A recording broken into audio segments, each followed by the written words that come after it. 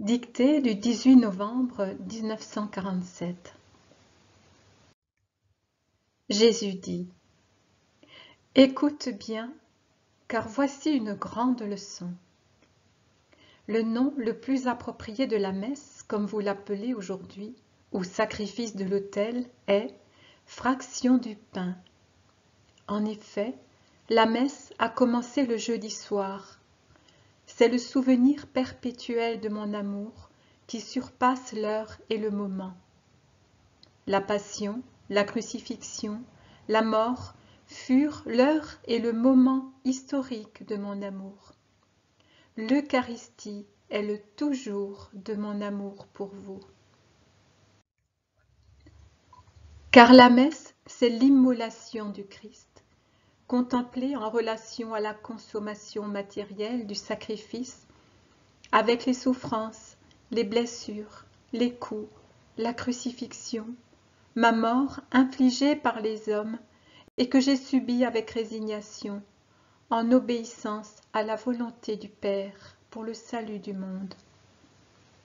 C'est aussi l'immolation aimante et volontaire d'un Dieu, du Verbe qui se rompt pour devenir pain, nourriture donnée aux hommes, en s'humiliant plus encore que par la mort sur la croix. La messe, c'est la fraction du pain. C'est le sacrifice eucharistique. Oui, elle fait également mémoire du sacrifice du calvaire. C'est pourquoi, à la table de la Cène, j'ai dit en contemplant déjà mon corps immolé et mon sang répandu pour les hommes, « Ceci est mon corps, et ceci est mon sang, le sang de la nouvelle alliance éternelle qui sera versé pour vous et pour la multitude en rémission des péchés. » Mais la messe est surtout le sacrifice de mon amour, le souvenir et la perpétuation de mon amour divinement, infiniment fou pour les hommes.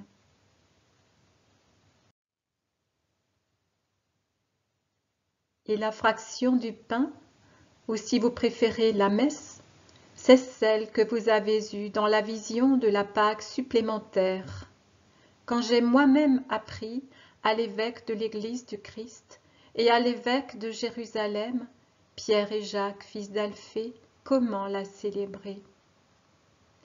Après le repas des frères, venait la consommation de mon corps et de mon sang, que dans mon amour infini, je vous ai laissé en nourriture et en boisson de salut. Ce corps et ce sang que par la grâce du Seigneur, mes prêtres peuvent demander au ciel.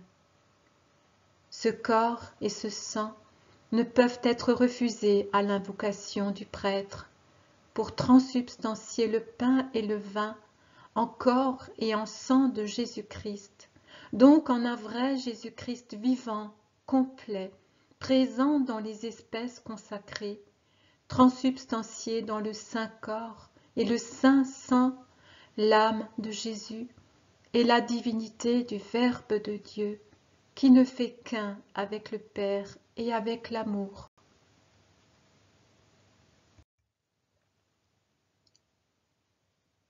Dictée du 13 juin 1944.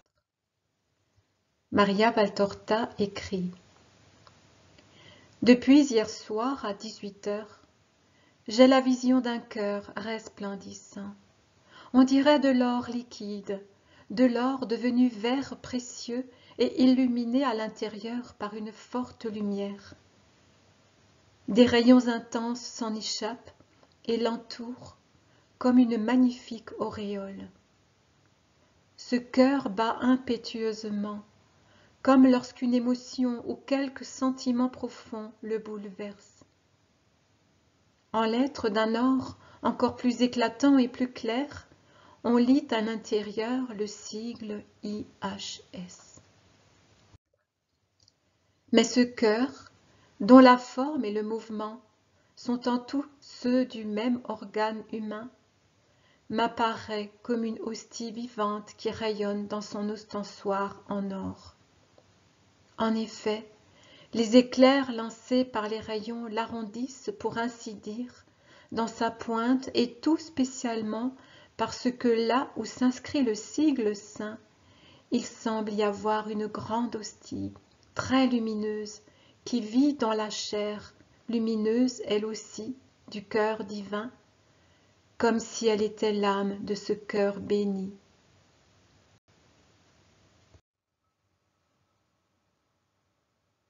Puis Jésus dit, « Ton esprit a vu juste, mon cœur est Eucharistie vivante. » D'où vient l'amour? Du cœur. Qu'est l'Eucharistie? L'amour. Il s'ensuit que lorsque vous pensez à l'Eucharistie, vous pouvez vous dire « Voilà le cœur du cœur de Jésus ». Et lorsque vous pensez à mon cœur, vous pouvez vous dire « Voici la matrice au sein de laquelle l'Eucharistie s'est formée ».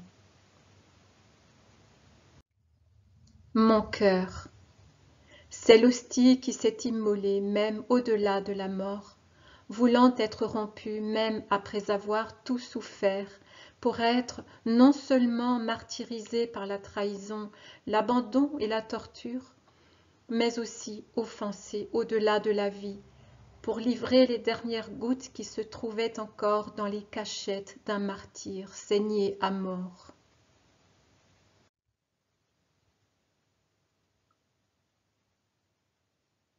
Dictée du 14 juin 1944. Heure sainte de Jésus. Jésus dit, « Si je ne te lave pas, tu ne pourras avoir part avec moi dans mon royaume. » Âme que j'aime, et vous tous que j'aime, écoutez-moi. C'est moi qui vous parle, car je désire passer cette heure avec vous. Moi, Jésus, je ne vous repousse pas de mon autel, même si vous y venez l'âme couverte de plaies et de maladies, ou bien prise dans les lianes de passion qui vous humilient dans votre liberté spirituelle en vous livrant mains liées au pouvoir de la chair et de son roi Lucifer. Je suis toujours Jésus, le rabbi de Galilée, celui que les lépreux, les paralytiques, les aveugles, les obsédés et les épileptiques hélaient à grands cris en disant « Fils de David, aie pitié de nous !» Je suis toujours Jésus, le rabbi qui tend la main à celui qui se noie et lui dit « Pourquoi doutes-tu de moi ?» Je suis toujours Jésus, le rabbi qui ordonne aux morts « Lève-toi et marche, je le veux, sors de ton sommeil de mort, de ton tombeau et marche. » Et vous rend à ceux qui vous aiment. Or, qui est-ce qui vous aime, mes bien-aimés? Qui vous aime d'un amour vrai, pas égoïste, immuable? Qui vous aime d'un amour désintéressé, qui n'est pas avare, et dont le seul but est de vous donner ce qu'il a accumulé pour vous et de vous dire « Prends, tout cela est à toi, j'ai fait tout cela pour toi, pour que cela t'appartienne et que tu puisses en profiter. » Qui? Le Dieu éternel. C'est à lui que je vous rends, à lui qui vous aime. Je ne vous repousse pas de mon autel. Cet autel est en effet ma chair, c'est mon trône, c'est la demeure du médecin qui guérit tout mal. Et c'est de là que je vous apprends à avoir foi. C'est de là que, en tant que roi de vie, je vous procure la vie. C'est encore de là que je me penche sur vos maladies et les guéris par le souffle de mon amour.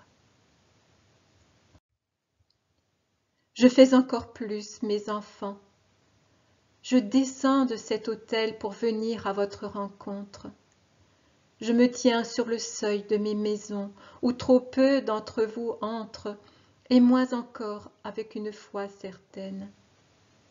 J'apparais, figure de paix, sur les chemins sur lesquels vous passez, accablé, empoisonné, brûlé par la souffrance, l'intérêt ou la haine. Je vous tends la main, parce que je vous vois vaciller de fatigue sous le poids des fardeaux que vous vous êtes imposés vous-même et qui ont pris la place de cette croix que je vous avais mise en main afin qu'elle vous serve de soutien, comme l'est le bourdon pour le pèlerin. Et je vous dis, entre, repose-toi, bois, car je vous vois épuisé et assoiffé.